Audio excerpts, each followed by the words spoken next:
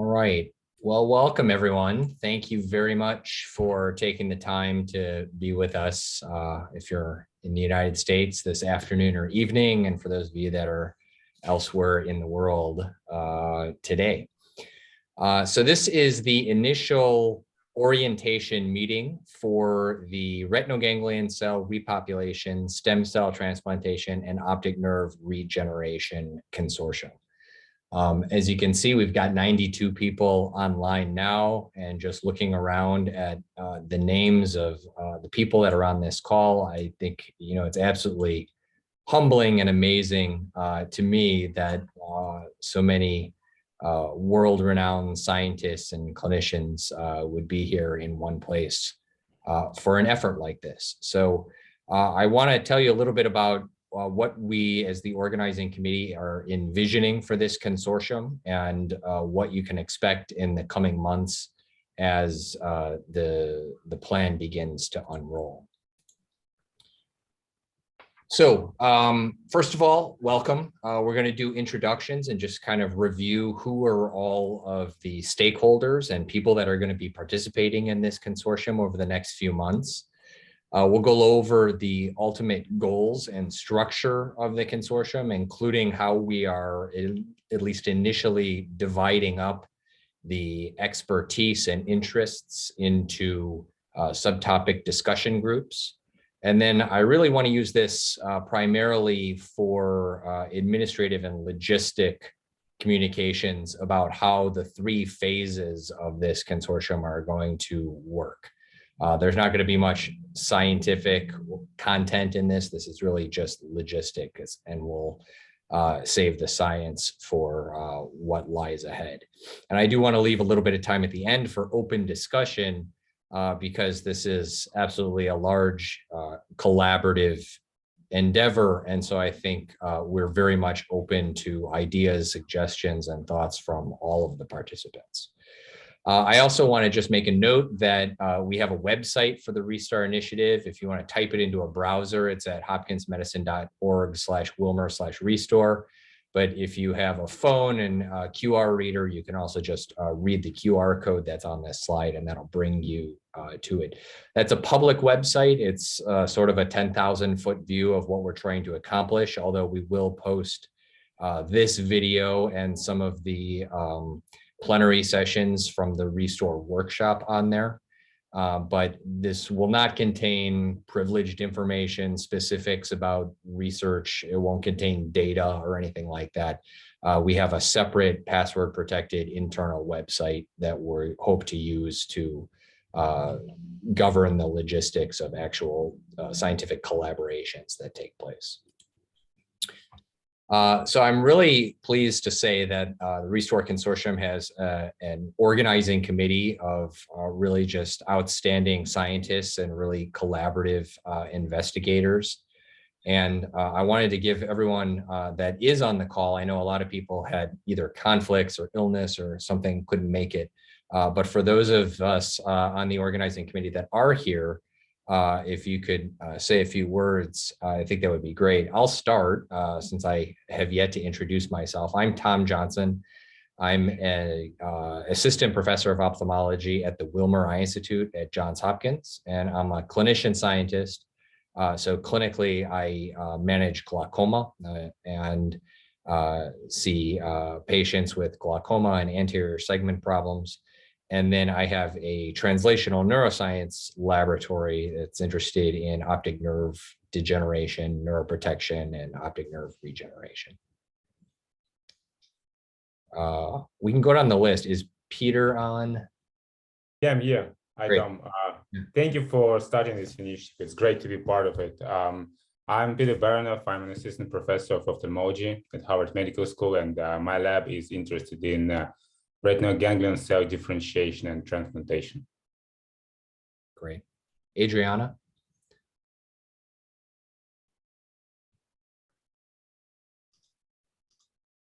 See her on. She may be busy. Kim, I know you're on. I see you as well. Yes, hi everyone. My name is Kim Gokowski, and I'm an assistant professor at the University of Southern California. I'm a neuro-ophthalmologist, clinician, surgeon, scientist who leads a practice seeing patients with neurodegenerative compressive diseases. I also lead a basic science group whose goal is to develop electric field application into a technology to help direct optic nerve regeneration. Great, thanks. I don't think Jeff is on tonight, Goldberg. Bill, are you on? Yes, hi. My name's Bill Guido. I'm at the Department of Anatomy and Neurobiology at University of Louisville School of Medicine. My lab studies thalamic circuit development, and I'm very interested in how the lessons that we learned from development can be used to help us understand the regeneration of eye-to-brain connections. Great. Thanks, Carol. Hi, I'm Carol Mason, and I'm at Columbia. I'm basically a basic scientist, but I've long studied axon guidance in the visual pathway and newly interested in self-fate, retinal ganglion cell differentiation. I am really pleased that Tom has spearheaded this effort, and I want to say to everyone who's an early stage investigator that you are very lucky to be involved and spread the word. And we want to raise questions and have you put in as much input as you can. So welcome. Absolutely, thank you. I don't see, correct me if I'm wrong, Brian, Mara, and Derek, I'm not sure are on the call. But Don is. Don, do you want to say hi? Sure. Hi, everyone. I'm Don Zach. It's nice to see people. Obviously, I miss seeing you all in person, but hopefully it will happen on April 30th. And I'm at Hopkins, and I pretended to see patients for a number of years, but Derek Wellesby took over my practice and recovered all the damage I had done. So I haven't seen patients about 10 years. And my lab is interested in terms of ganglion cells, trying to use human stem cells to generate ganglion cells to study the differentiation and degeneration. And we're also interested in neurodegeneration and looking for neuroprotective drugs or pathways to promote the survival and function of ganglion cells. And I salute what everyone said, that we look forward to everyone's participation, and thank Tom especially, but the whole committee for really making this come close to a reality and soon a reality. So. Great, thanks. And Adriana just texted me. She's here now. Yes, thank you, Tom, and hello, everybody. Sorry about the delay. I was having some technical difficulties. So it's a real pleasure for me to be here, and I want to congratulate Tom for having the initiative to get us all together. I think this is going to be a tremendous consortium of great minds towards a common goal. And just briefly about me, I'm a professor at the University of Montreal in the Department of Neuroscience and also the Department of Ophthalmology. My main interest is to understand the mechanisms that drive retinal ganglion cell dysfunction and damage in optic neuropathies with a focus on glaucoma. I'm really thrilled and honored to be part of this, the organizing committee, and I look forward to working with all of you in the next few months. Thanks, Tom. Thanks, Adriana. And I've gone a little bit out of order here, but Tom Ray is also on the call. If you can. Yes. Thank you. Yeah. Hey, thank you. No, I appreciate being a member of this committee, and I'm looking forward to helping out wherever I can. My lab is interested in studying retinal development and retinal regeneration, and we're located at the University of Washington in Seattle, where I am a professor. Great. Well, thank you very much. I want to move on to the senior investigators now. I think it'd be great if we could just go down for everyone and hear a little bit about it, but we'd be here all night if we did that. So I want to just make a few overall comments. First of all, I've been really just amazed at the level of enthusiasm from, again, such world-class scientists from all over the world. There are 76 senior investigators. So these are people, that have been doing this for quite some time, made a lot of the seminal discoveries and contributions to our field. that have agreed to be part of this consortium. I couldn't even fit it on one slide. There's 2 slides here, as you can see. And I just want to give a little bit of background into how this all came to be. You know, I think this is something that I'm happy to have taken a lead in, but it, you know, is not really just my doing. I think all of you have really kind of pushed to make this consortium come to fruition. You know, when ARVO was going to be held in Baltimore 2 years ago, we were going to hold a short half-day meeting on the campus near Johns Hopkins Hospital here on the topic of optic nerve regeneration. And obviously, as we all know, COVID sidelined that. But I was really surprised and encouraged by an outpouring of emails from a lot of the people on this call in the months after that, really suggesting that we shouldn't just let this go by the wayside. And after COVID calms down, we should really make sure that this actually takes place and comes to fruition. And even over the last couple of years, I've continued to get emails trying to keep this on everyone's radar. So, you know, I appreciate that there is enthusiasm for this endeavor. And so, you know, thanks to all of the senior investigator participants, because, you know, it's really you as the participants that are going to drive this, the success of this group. I also want to welcome and acknowledge the emerging vision scientists. You know, this was an aspect of the planning that was very important to the organizing committee, and I think is somewhat unique among the sorts of consortia and groups that have been developed in recent years. So we have reserved slots for participants for those that are still in various stages of their training. And as you can see here, we solicited applications through a number of different channels and received successful applications from 70 emerging vision scientists. This is composed of approximately 1/3 undergraduate and graduate students, 1/3 postdoctoral fellows and research associates, and 1/3 early stage tenure track investigators, assistant professors or instructors. And, you know, again, this is, I think, really important because these are the people that are going to be working on this problem for years to come. Optic nerve regeneration, vision restoration, and optic neuropathy is not a straightforward problem. And this is something that clearly this is just the beginning of an endeavor that's going to keep us busy for a long time. So I want to move on now to just being clear in defining the goals of the consortium. And this is the closest that we'll get to tonight to a science slide. I think we all know this, but I just want to make the point clear. So for posterity's sake, for everyone watching the video, it's well defined what we aim to achieve here.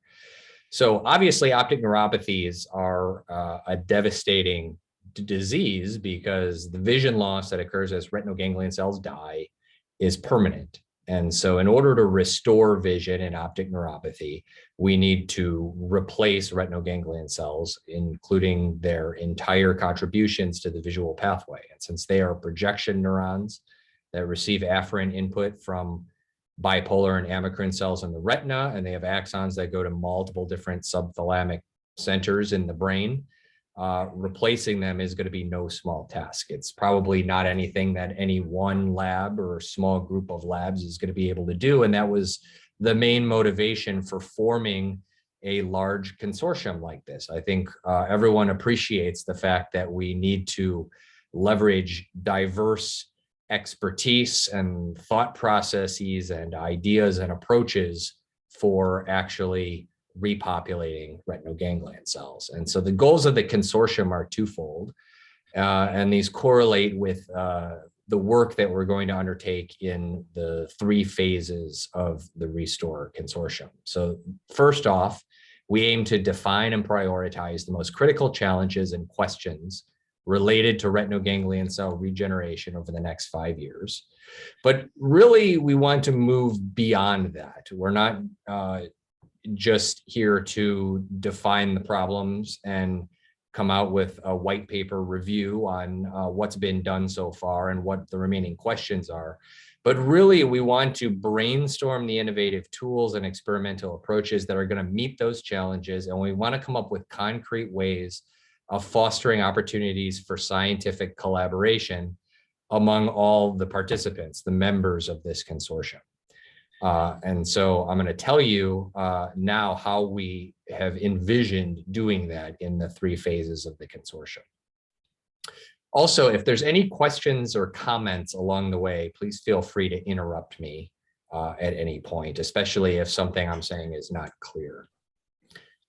So the first thing that we have done is taken the overall very confusing and complex topic of retinoganglion cell repopulation and tried to distill it down into 5 major subtopic discussion groups, or SDGs. So I'll tell you what those are now, but I will let everyone know, if you don't know this already, when you registered to be part of RReSTORE, you provided a rank list of your interest in each of these 5 SDGs. And so we have assigned you to membership in 2 SDGs based on your submitted ranked preferences. Everyone got placed into their top choice, and then everyone got put into either their second or third choice with an effort to try to keep the group sizes relatively comparable. So group number 1 is focused on retinoganglion cell development and differentiation. And listed below here are some of the topics that are germane to this group, but this is not an exhaustive list. It's not totally inclusive, but things we're thinking about are stem cell biology and neurogenesis, trans differentiation, the use of organoids and assembloids for studying and generating retinoganglion cells, RGC subtype identification and specification. And so each SDG is going to be led or moderated by at least one of the organizing committee members, and in some cases 2. So as you can see here, group 1 is going to be co-moderated by Carol Mason and Don Zach. Group 2 is interested in transplantation methods and models, thinking about actual transplantation techniques. What are the sorts of imaging and functional assays that we'll be able to do in vivo and ex vivo to determine how the retinoganglion cells are actually behaving? Are they functionally integrating into the neural circuitry? What are the best large animal models of optic neuropathy, and how can we leverage those to actually make headway in translational approaches to optic nerve regeneration?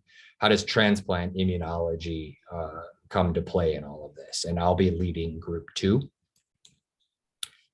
Group 3 deals with retinoganglion cell survival, maturation, and host interactions. So things we're thinking about here are neurovascular coupling, neuroprotection, interactions with astrocytes and Mueller glia, or interactions with microglia and the immune system.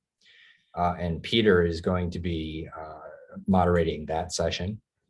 Group number 4 has to do with inner retinal wiring, or functional synaptic integration of retinoganglion cells into the retinal neurocircuitry.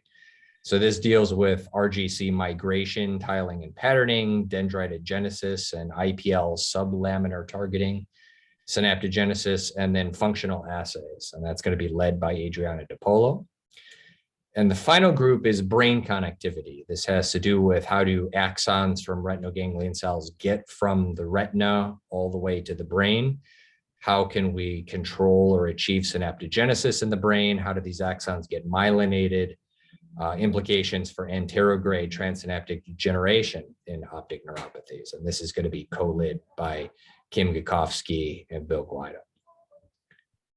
Does anybody have any questions or comments about the SDGs? I would say one thing is that this gives us a jumping off point. The committee had some conversations in the early days of planning the consortium as to whether additional groups may become more pertinent as time goes on. And we've talked about potentially adding groups later that address things like how to design clinical trials for optic nerve regeneration, how to deal with regulatory issues like FDA clearance and things like that.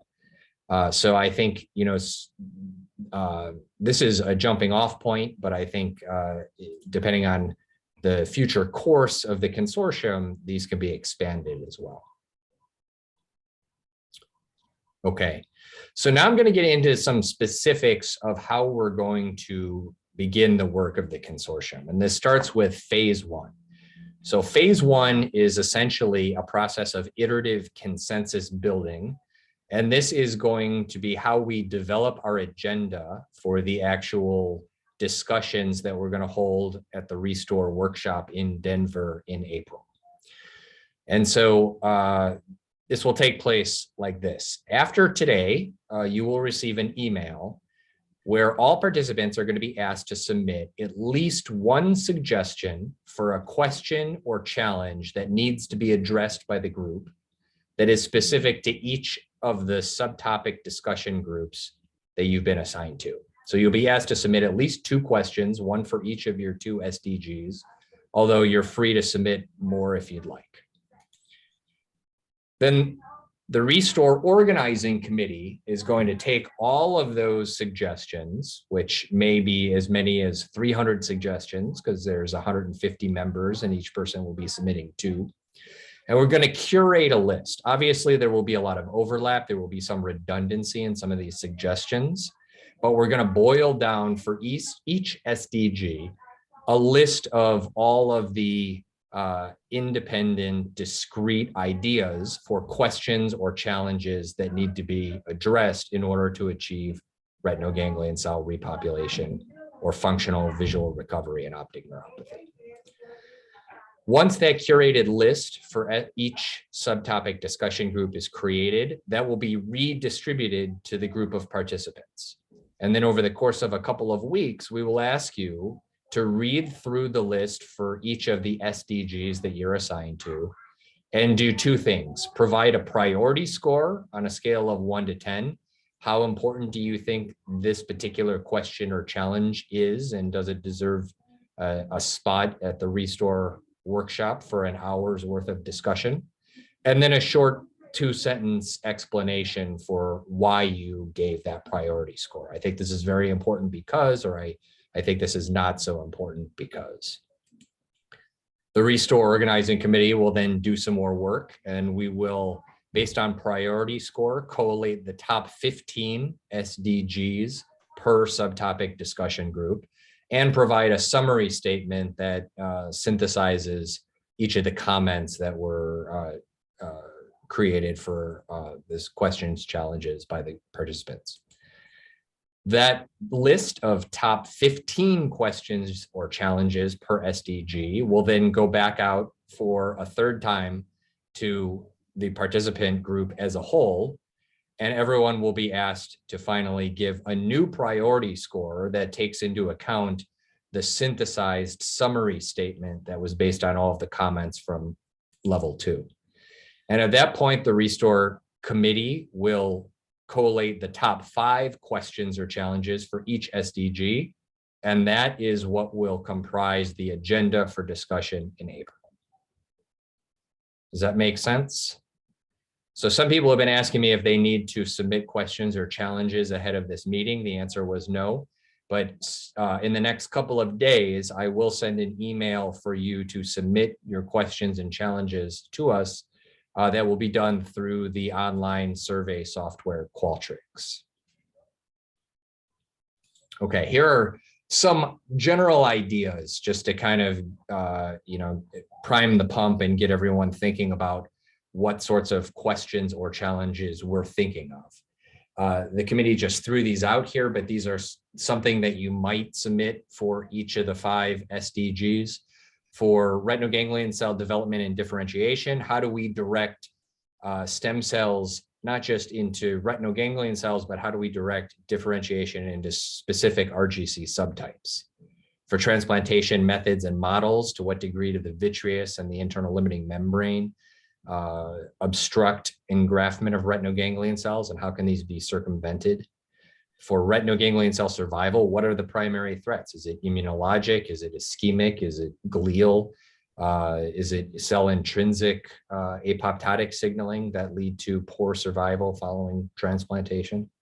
For interretinal wiring, what molecular signals drive subtype specific synaptogenesis in the IPL? For brain connectivity, what are the guidance factors that will target retinoganglion cell axons into the brain? So these are just some general thoughts. Does the committee have any comments on thoughts about what might make particularly useful questions or less useful questions? I think, you know, drawing a balance between being specific, you know, to some extent, we talked as a committee about wanting to get down into the weeds a little bit about the specifics of some of the problems that face these subtopic discussion groups. So not being too overly generalistic.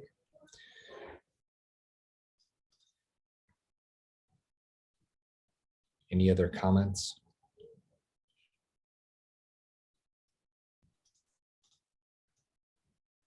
Okay. We'll have a little bit of time to chat at the end as well. So after we have a ranked list of 5 questions or challenges for each of the discussion groups, that, as I said, will form the basis of our discussions for the RReSTORE workshop. So this, at this point in time, is still held, planned to be held in person in Denver, Colorado on the day before ARVO. Just for anyone that is not aware of this so far, in the past, ARVO has held a bunch of formal programming on the Saturday of the meeting. They've had courses and some symposia. They are not doing that this year. They've told me that there's no actual ARVO programming taking place on Saturday. And so initially this RReSTORE workshop was to be held on the Friday before ARVO. We've moved it to Saturday because otherwise everyone would have a gap in their schedule with nothing to do on Saturday. So this is going to take place on Saturday, April 30th. In person for everyone that can make it, though we will do our best to have Zoom live streaming options for people that can't make it. And this is the overall plan. We're going to have a continental breakfast, and then everyone will be together in one room for a general overview and welcome session.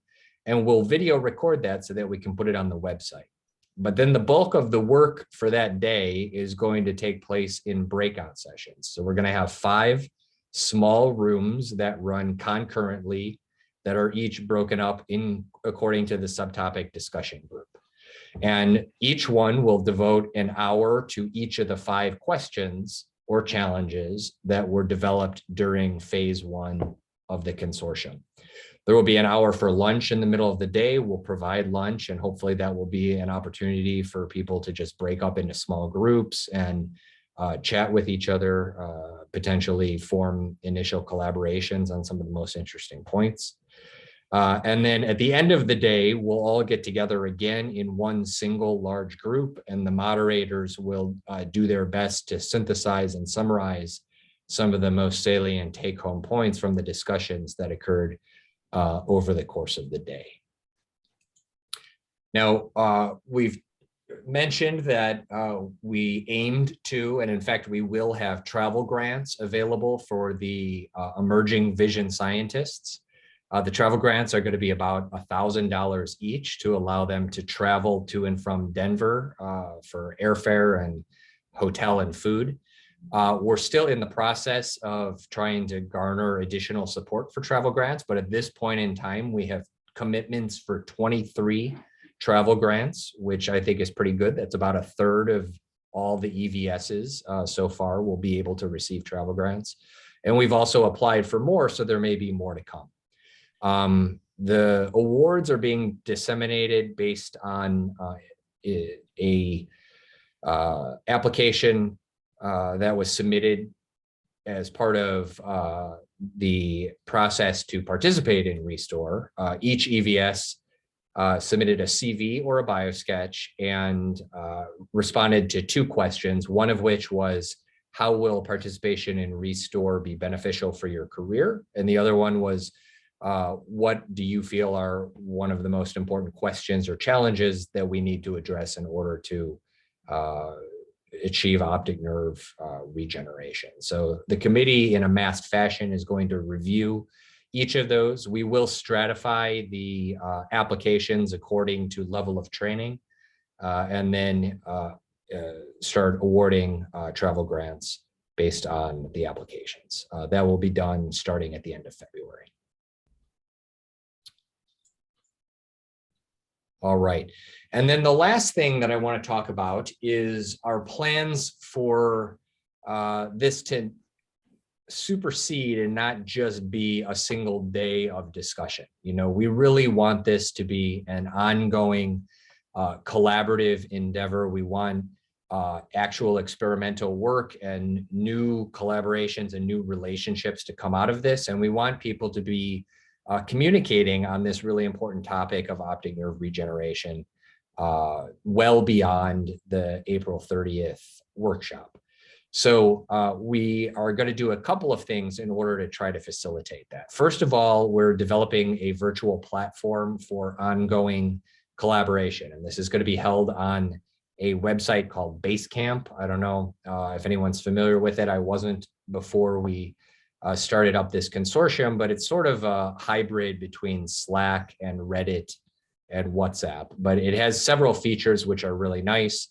It allows, first of all, it gives you a password protected account so that, you know, if there's anything that's potentially sensitive as far as new data, things that haven't been published yet that you don't want up on a public website, they could be shared here and they'll be kept among the group. We have teams that we've created for each of the subtopic discussion groups, and we'll be assigning the participants to those soon. There's dedicated message boards. So if you have something, a general question or comment for the group, it can go up on the message board and everyone will be able to see it and respond to it. But there's also functionality for group chats and one-to-one chats if you want to meet with people in real time. And then importantly, it's got web hosting capabilities. So if you need to share sizable files and images or data sets and things, it can be done here with relative ease. In addition to that, we're going to have periodic seminars and group meetings that will hopefully occur at least twice a year following the RReSTORE workshop in August. And we, you know, during this, we want to have data presentations, further collaborative discussions, and then, as I said, we potentially further expansion of the SDGs as our translational efforts come closer to fruition. We are going to be attempting to assess the ongoing impact of RReSTORE. So we're going to distribute yearly surveys to try to ascertain whether there have been new experiments or projects that came out of ideas directly generated from the discussions in the RReSTORE Consortium, whether there's new collaborations that have come out of this. And then importantly for the EVSs, we're going to try to ask you about whether and how participation in RReSTORE has impacted your ability to contribute to the field and your career trajectory. We also do plan to have at least one paper on this at the end of year one, when we can really surmise something about the impact of the consortium. And if anyone is interested in being part of that, please let us know. So to summarize here, I just want to give you information about what to look out for right now, what we need to do in the coming days. So this week, I will give everyone an email with a link to the Qualtrics survey where you can go, and we'll ask you to please submit one question or challenge for each of the 2 SDGs to which you've been assigned. It's going to be very straightforward, very simple. It'll be a 1-line descriptor and then just a 2 to 3 sentence explanation of why you think this is important. And then in the next month or 2, we'll also be giving you a personalized account on our Basecamp site for ongoing collaboration. So when you get that, you'll just have to create a password and register your account. Because it's coming directly from Basecamp, if you don't get it, please check your junk folder because it may get automatically sequestered by your Outlook. All right. So with that, I want to thank everyone for their attention. And in advance for your participation and active work in the consortium going forward. Questions, comments, suggestions?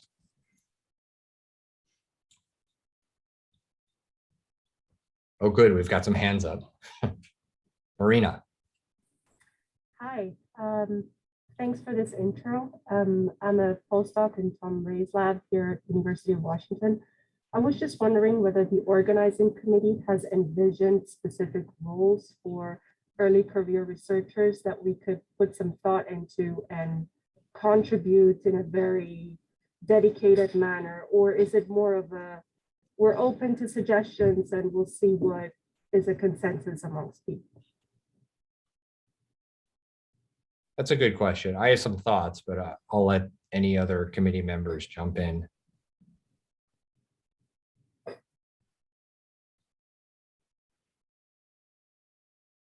Okay, I'll take that, Tom. Good.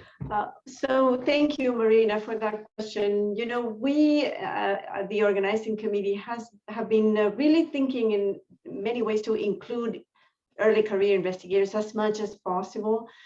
So one of the things that we've done, and I don't think we have addressed still your question precisely, but one of the things we've done is that we're going to anonymize all the questions that we receive from the early, the initial questions are going to be completely anonymous. We don't know who the person who wrote the question or is. So with that, we plan to eliminate any bias that we may have towards big names rather than the emerging scientists, because we really want to have a fresh view of what are the important questions.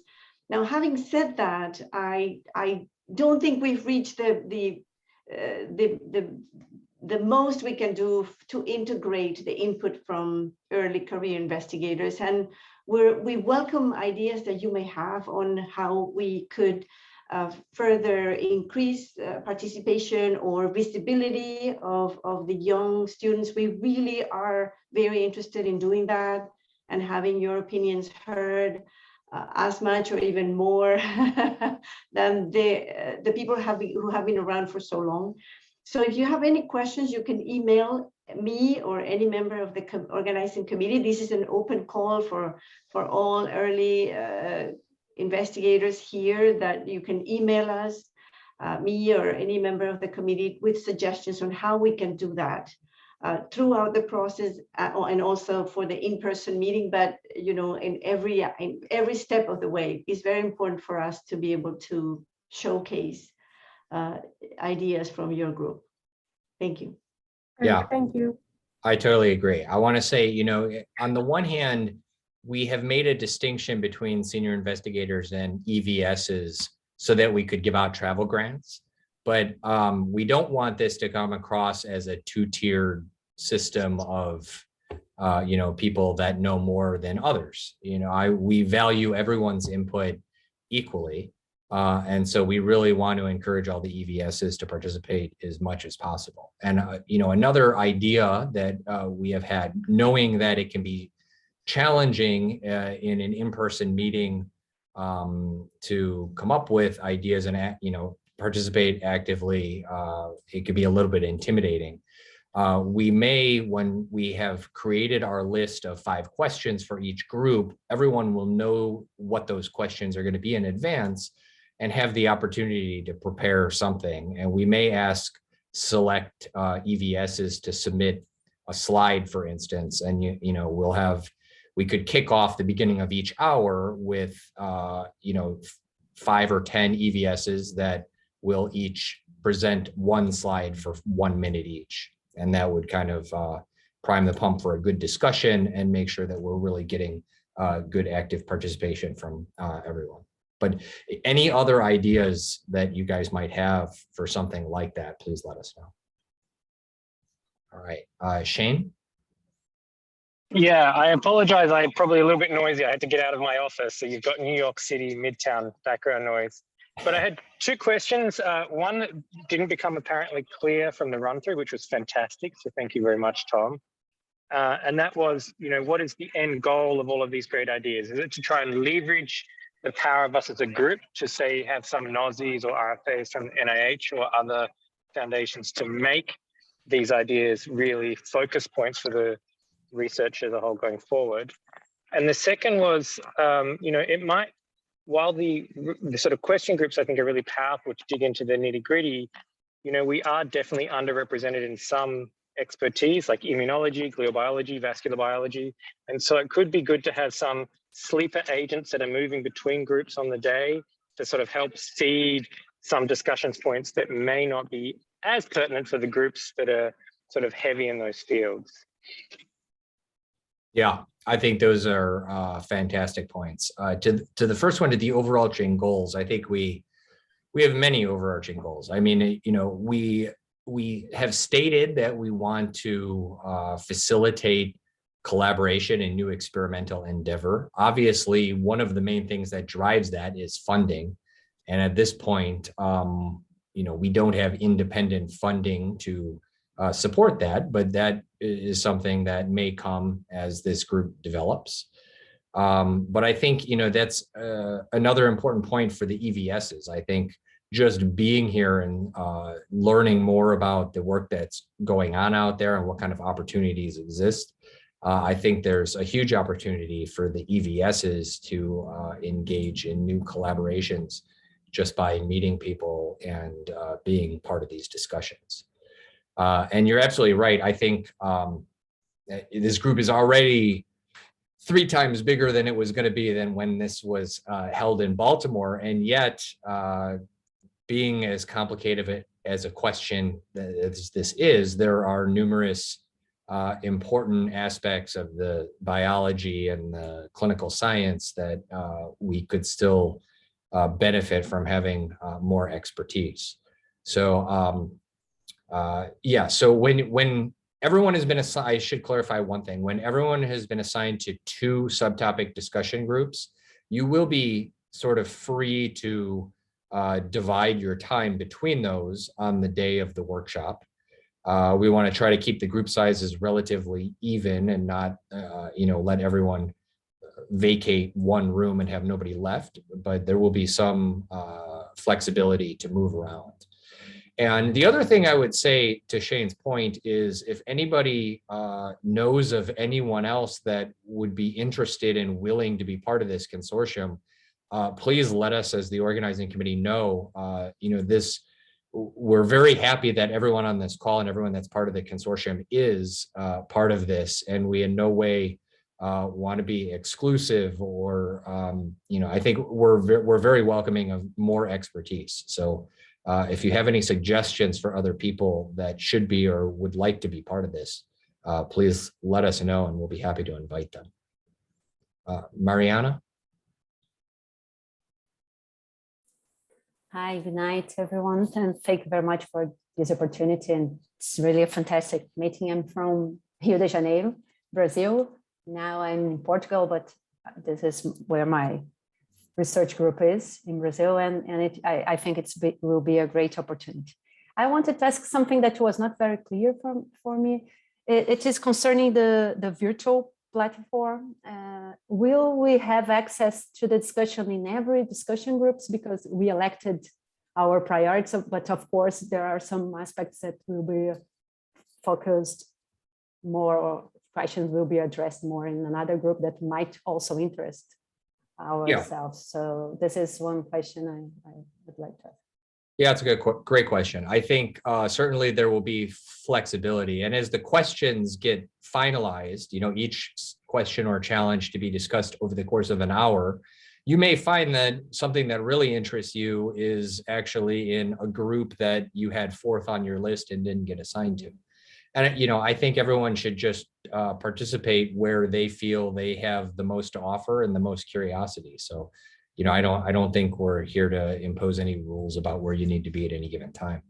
We're still working out the logistics of the Zoom streaming, but what I'm hoping to be able to do is have a laptop in each of the 5 rooms that has a Zoom feed that is unique to that room. So you'll have 5, if you're not going to be with us in person, you'll have 5 links to go to at the beginning of the day. And if you decide you want to join group 2, you just click that link. if you want to move to group 5, you just close Zoom and click the link for group number 5. And you should be able to both hear what people in the room are saying, but we'll also have speakers and a whole bunch of microphones in the small group rooms so that you can make comments and, you know, within the limits of how well the technology works, hopefully, you know, even if you're not with us in person, we'll be able to have really good in-depth discussions through Zoom. I hope to be in person, but I'm not sure. Thank you. Great. Any other questions or comments? Oh, sorry, there's chat going on and I didn't notice. Okay. Okay. Any other questions or comments? There's a larger comment, a question from Arcana. Okay. You see? Are we planning on writing chapters on different SDGs post this consortium based on the discussions, somewhat similar to Lasker chapters of Vision Restoration, which took place in 2014? Also in the future, do we have a plan to establish a task force which will develop each SDG and monitor it? I think these are fantastic ideas. I mean, at this point, we're only kind of limited by the effort and time of all of the members that are here and you know, putting their efforts into this. So you know, if we have the content and the ideas that warrant a separate chapter or something for each SDG, I think that certainly could be the case. We haven't mandated anything in particular, and so I think we want to. The overall idea is that obviously the work that we're going to do, it's a whole bunch of outstanding minds working together over a long period of time, a lot of effort that's going to be expended. And so we want to ensure that this is documented and available for everyone outside of this group and everyone in the future to reference everything that was discussed and decided upon. So the particular form that takes, I think, is yet to be seen, and we're open to whatever suggestions you guys think would be best. Carol? It occurs to me that one venue or entree or something where the EVSs can come in is to volunteer to be scribes and then help write any kind of white papers or chapters that come out of this. So we encourage you not to just come along and listen, contribute verbally, but yeah, absolutely. We haven't quite gotten this far. That's right. Just to make another quick point, we felt it was important for people to feel that they could be very forthcoming and not be concerned about sharing unpublished data or something like that. That when we have these 5 one-hour conversations about specific questions and challenges, we're not going to video record that. But as Carol said, we are going to have hopefully note takers so that we can you know, summarize everything faithfully for eventual publication. Arup? Hey Tom, this is Arup. Many people don't know me here. I'm Arup Rasandas at I School of Medicine. I started my lab in 2019 November. I came from Don Zach's lab. I was a postdoc there. But I have a comment on EVAs. You know, if you had a great idea about EVAs presenting one slide during that workshop. The other way you probably could think of, you know, if we have one question that is from EVAs out of those 5 questions in each SDG. I mean, that might be 20% of the whole discussion, might be a lot, but something to think about, you know, if that's gonna sort of prioritize some fresh thinking, you know, new ideas, that's gonna be compulsory there. Yeah, it's an interesting thought. Thanks for that. And thanks to Adriana for mentioning how we were going to go about the process. I forgot to mention the fact that we are trying to do this in a massed fashion so that you know, the EVSs their comments are treated on equal ground with the senior investigators. To that end, we'll see how this bears out. We actually have a plan in place where we're going to do a post hoc analysis of the priority scores that each of the ideas receives and try to determine whether senior investigators or EVSs get better scores, generate more or ideas that are scored more highly or not. And we're also going to try to provide feedback to the EVSs on the ideas and the summary statements that they submit. So that's part of it. To that end, I think we're definitely going to try to prioritize the suggestions that come in from the EVSs. So we'll see how it goes. Thanks. I would just like to add one comment from the tone of some of the questions. It seems like some people are looking at this as structured, written in stone. And I think it's clear from Tom's and everyone's comments that that's definitely not the case. This is, the goals are in common, but how we do it, this is fluid and changing. And although those priority things seem structured, I think the whole goal here is to have unstructured interactions between people. So if anyone has any ideas and you think it's not part of what Tom's already described, certainly don't consider it that way. The group's always open to new and better ideas. So keep Absolutely. That in mind. Yeah. All right. Very good. Well, it's almost been an hour. Well, thank you very much for your attention. So we'll post this video on the website, but more importantly, if you have any questions or comments, just reach out directly to us. We like to get the lines of communication open early, now, and frequently. And so in the next few days, you'll get an email from me asking for your submissions for phase 1 for those questions for each of the 2 SDGs. And we'll go from there. And then we'll be in close contact over the next couple of months and hopefully be able to meet face-to-face in April. All right. Thank you very much, everybody. Take Thanks. care. Thank you, Tom. Thank you. Bye, everyone.